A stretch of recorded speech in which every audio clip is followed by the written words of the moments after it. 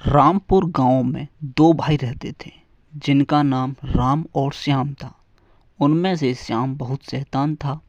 श्याम अपने भाई राम को बहुत परेशान करता था। वह उसको घर से बाहर निकाल देना चाहता था ताकि घर और ज़मीन पर उसका ही नाम हो जाए। राम बहुत सीधा साधा आदमी था। वह श्याम के बहकावे में आ जाता था। एक बार श्याम किसी काम से शहर से लौट रहा था तो रास्ते में उसको दो लोग दिखाई देते हैं जो आपस में बात कर रहे थे कि इस वाले जंगल में एक गुफा है जिसमें एक चुड़ैल रहती है। जो भी इस जंगल में गया है वह आज तक वापस नहीं आया।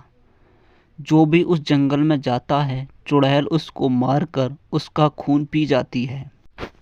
श्याम यह सब सुन लेता है। उसके दिमाग में एक उपाय आता है। वह घर जाता है और अपने भाई राम से बोलता है कि शहर में कुछ काम से मेरे साथ चलो। राम अपने भाई के साथ चलने के लिए मान जाता है। दोनों चलते चलते उसी जंगल के पास आ जाते हैं तो श्याम बोलता है कि भाई इस जंगल में से एक रास्ता गुजरता है जो सीधा शहर के लिए जाता है जिससे बहुत जल्दी ही शहर पहुंच जाएंगे। तो राम भी मान जाता है। दोनों उसी जंगल के रास्ते जाने लगते हैं। थोड़ी दूर चलने पर श्याम बोलता है कि भाई मुझे प्यास लग रही है, तुम यहीं बैठो, मैं पानी पीकर आता हूँ। यहीं पास में एक नदी है। इतना बोलकर श्याम राम को वहीं छोड़कर चला जाता है।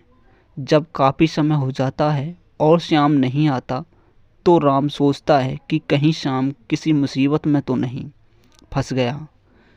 वह उसको देखने के लिए जब वह नदी के पास जाकर देखता है तो वहाँ कोई नहीं दिखाई देता। राम समझ जाता है कि उसका भाई उसको छोड़कर चला गया है।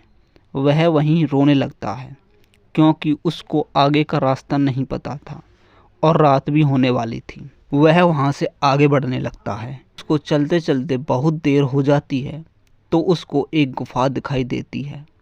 वह उस गुफा में देखने के लिए चला जाता है।